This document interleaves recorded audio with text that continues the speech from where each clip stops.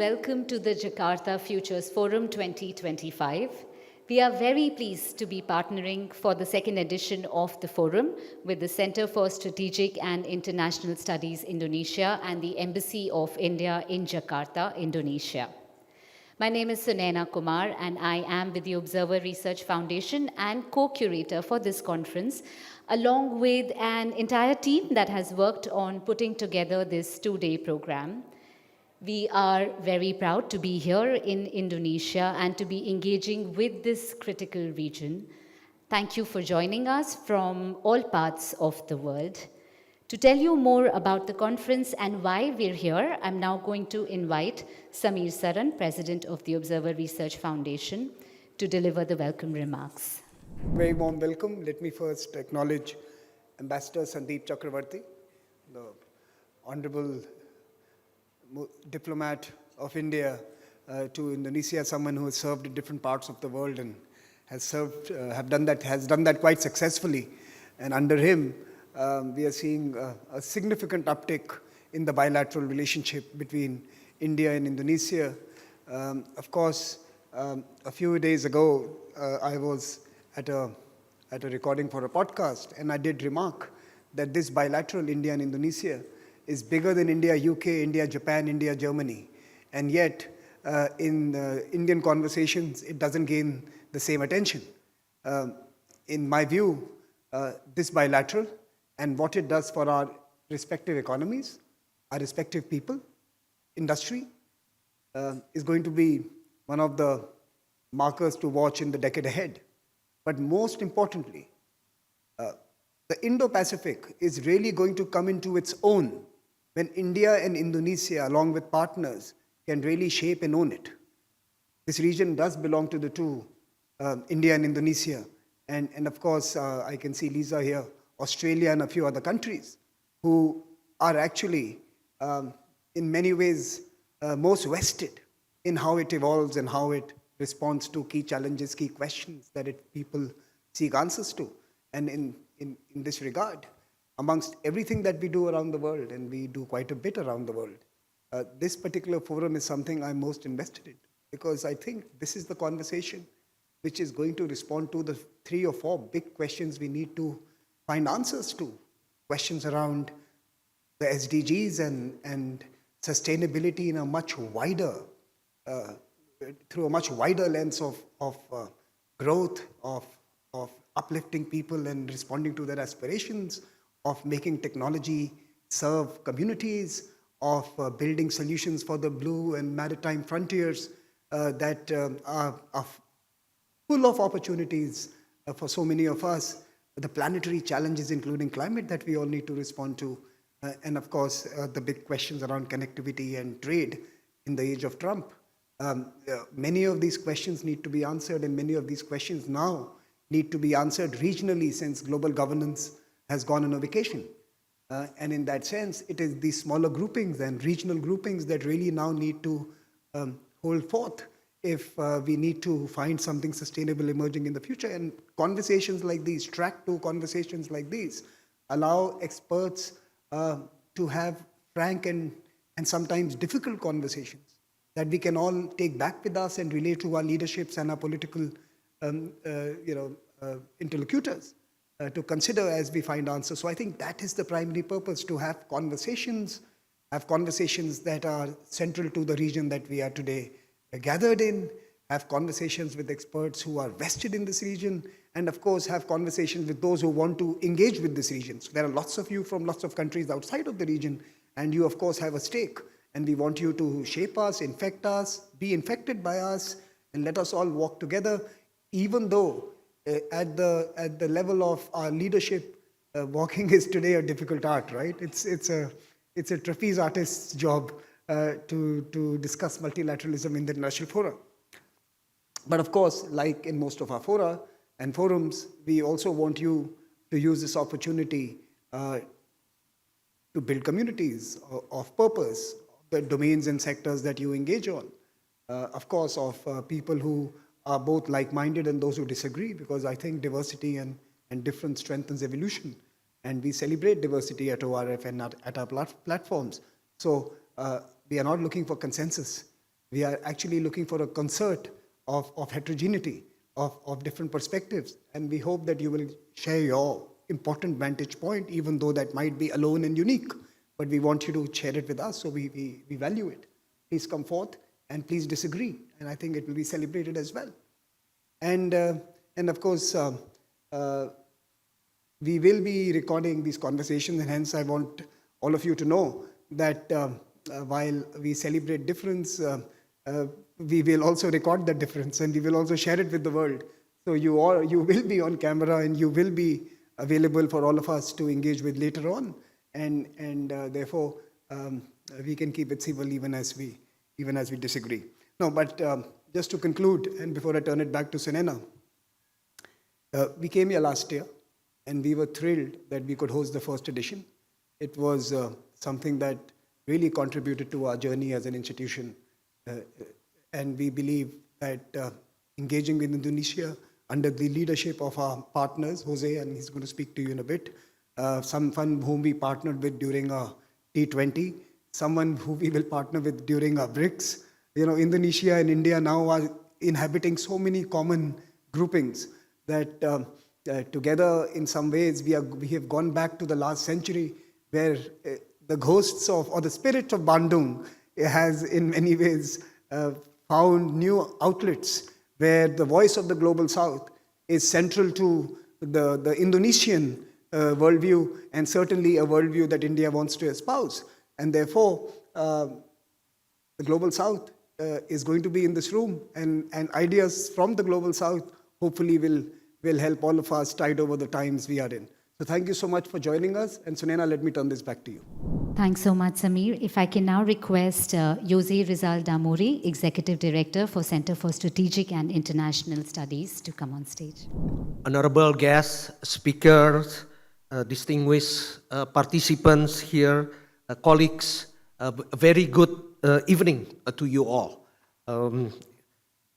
Selamat datang and welcome to Jakarta and also to Indonesia, of course.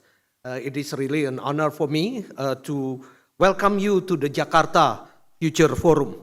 Thank you for traveling all the way from your country and also to attend these events, this conference, and share your thoughts, your insight, your wisdom for a future and for a world cooperations, global cooperations.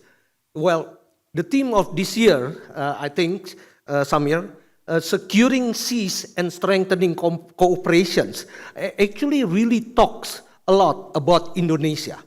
Because you know, Indonesia is an archipelagic country, and seas basically an integral part of our livelihood, our basic life aspect of life.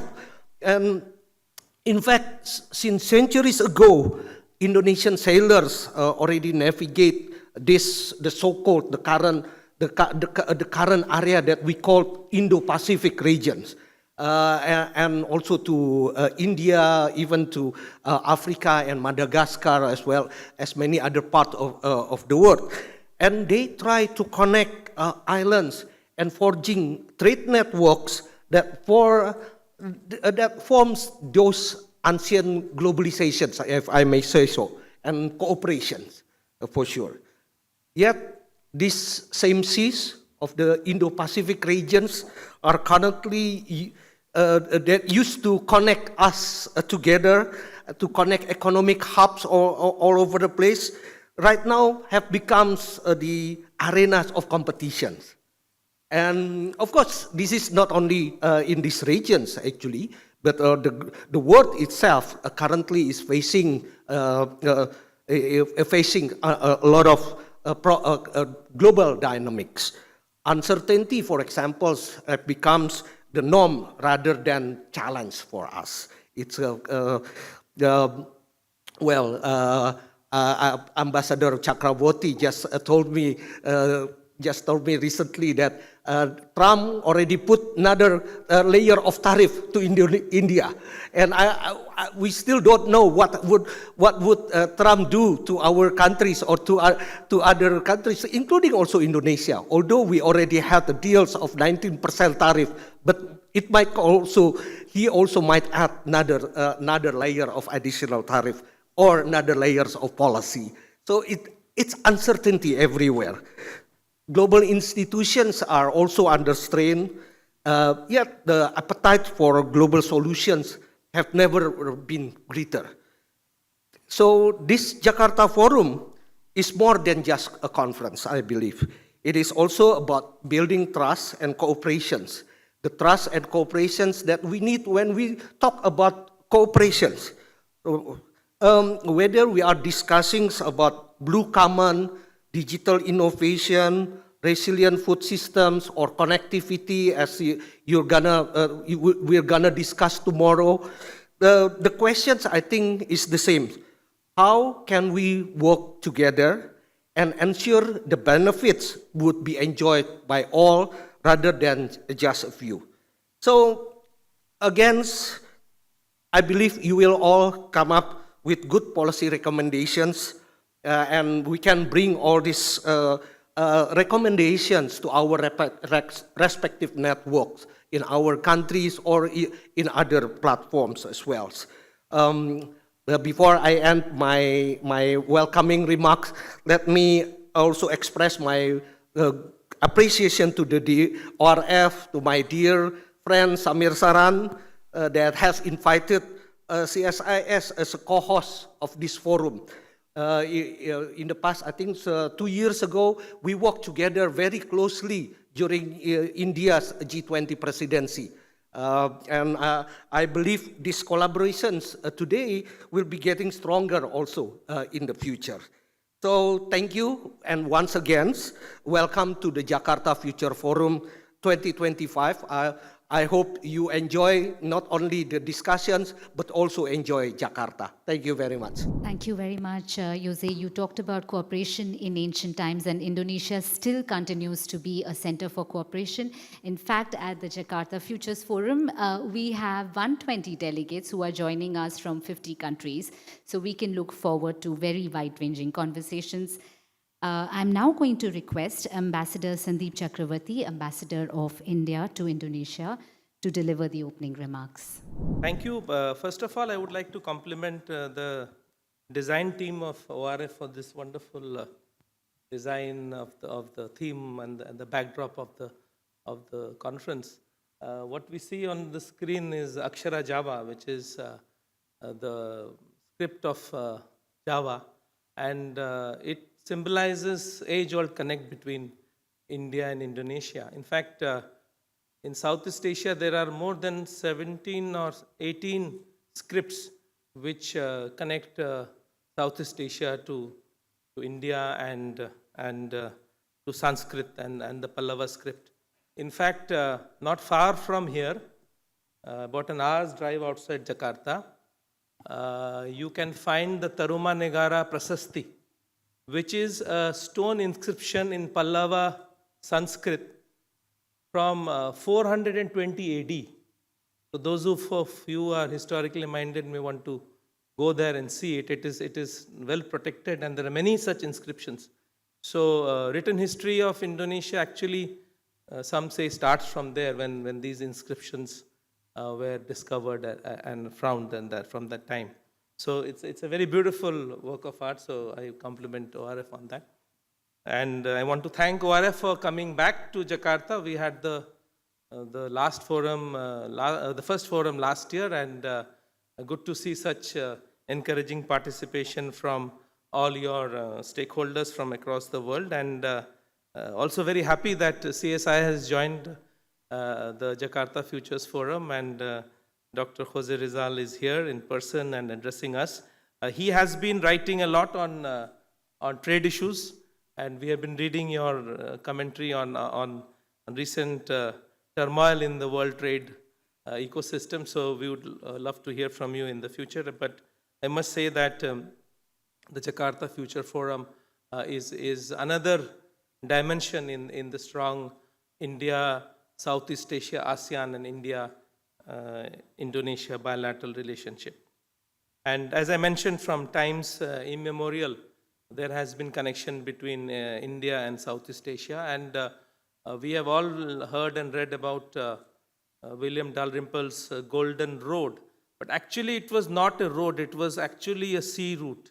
It was the sea connecting Southeast Asia with India and taking advantage of the monsoon winds. It connected Southeast Asia to India. So we have had historical links which date back almost 2 millennium, and as I mentioned, not far from here you can find evidence of those links. But as we are all aware, and I think Samir referred to it and Dr. Jose also referred to it, these are turbulent times, and every country is trying to navigate its own way, finding its way out of this situation, and we are making new friendships, new partnerships, new collaborations, and in many areas we find opportunities open up. So all times of turbulence and problems, I think, also are simultaneously opportunities for countries to work together. And I think we are at this moment in as far as India and Indonesia or India and Southeast Asia are concerned. Dr. Jose mentioned about global institutions. I think we all know about the UN, but one such institution is the G7, and we could never imagine that the G7 has now got so fragmented, and there are so vivid tensions within that bloc, and I would love to be the fly on the wall in a G7 meeting and hear what is being discussed. It would make very interesting. It would be very interesting to hear what's happening. I am, of course, very pleased with the theme of this conference, and I think one point which Samir made is that lots is happening in this corridor between Southeast Asia and South Asia and the Indian subcontinent, but nobody talks about it. I think when in your recent podcast you mentioned, I sent it out to many friends, and people were actually startled. So it is important to tell our story, and it is important to share those narratives. We all know that the Indian Ocean carries 90% of India's trade and energy sources. It also, the region accounts for 50% of the global population, 60% of global GDP, 60% of international maritime trade, and 66% of global economic growth. And of course, we all know about the busiest sea routes of the world passes through this Indo-Pacific region, and not far from here. In fact, Indonesia straddles the Malacca Straits. The southern Malacca Straits are all part of Indonesian territory. And we are now trying to give more emphasis on the Indo-Pacific. The government of India has come out with its Act East policy, and one success of our Act East policy, again, you may take it otherwise, but I would like to say, is the diminishing role of the ambassador of India to Indonesia, is the success of our Act East policy. Now you may ask me why. So in 2015, the ambassador of India to Indonesia was ambassador to Indonesia, to ASEAN, and to Timor-Leste. Then in 2015, we set up our embassy to ASEAN. I don't know if Srinivas is here, our ambassador, but anyway, so ambassador of India's role diminished. And last year, we set up an embassy in Timor-Leste. So now I'm only ambassador to Indonesia. So success of our Act East policy is the diminishing role of the ambassador, because I think it shows in a very telling way how India is engaging with Southeast Asia and with. So instead of having one embassy, we have now 3 embassies only in the last 10 years, which is quite a strong diplomatic outreach for India. I will now take some parameters to describe the importance of this region, and I will use parameters which are normally used to assess comprehensive national power and extend them to the ties between ASEAN and India. So ASEAN represents almost 12% of India's global trade in goods and almost 15% of India's global trade in services. We never seem to notice that. Share of ASEAN in India's investment inflows is more than 20%. 16% of India's outbound tourists visit ASEAN countries. Among the top 15 tourist source countries for India, there are 3 from ASEAN. The largest share of Indian diaspora in the world is in ASEAN. 6.5 million people, or 16% of India's diaspora. Not only that, we share a 1,700-kilometer long land border with ASEAN through Myanmar, and several of our ASEAN member states have maritime boundaries with India, including Indonesia. In fact, Andaman and Nicobar Islands are barely 100 nautical miles from Aceh. 8 countries have direct air connectivity with India, and this is a relationship without any territorial disputes, without any conflict. There is convergence in our outlook towards the world, and we are active members of the Global South, and there are coincidences in strategic and defense interests. So it's a region bereft of any problems for India, but what I think somehow maybe what Samir was alluding to, it suffers from lack of attention from capitals, both maybe in India and in Southeast Asia. Now coming to Indonesia, as ambassador to Indonesia, I cannot resist the temptation to speak about our ties bilateral.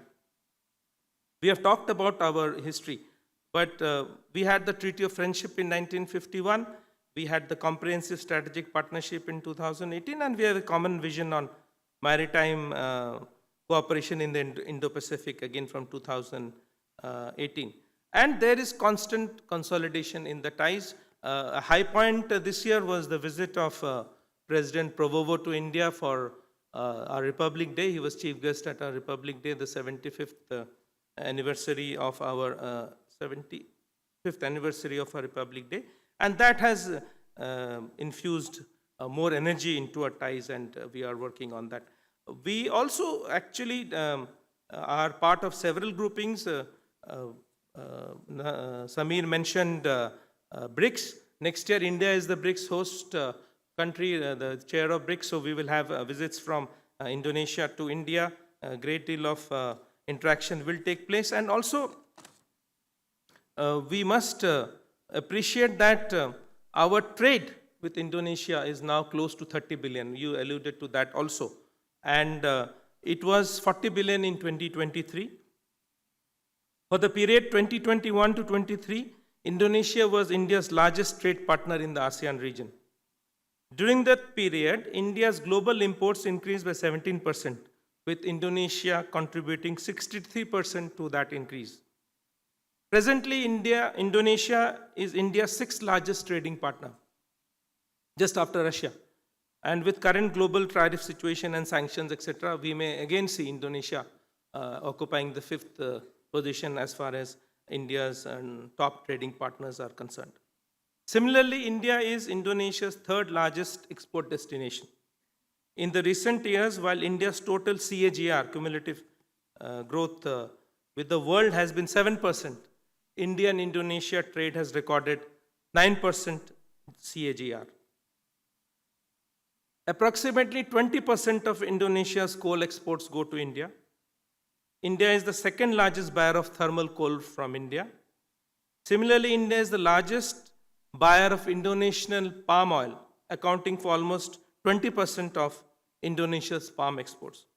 In the first half of 2025, India was the 2nd largest contributor to Indonesia's trade surplus of US $19.5 billion, with India's share being US $6.6 billion. Interestingly, India has a major trade deficit with Indonesia of over 17 billion US dollars. In fact, it is of the same order as Indonesia's deficit with the US.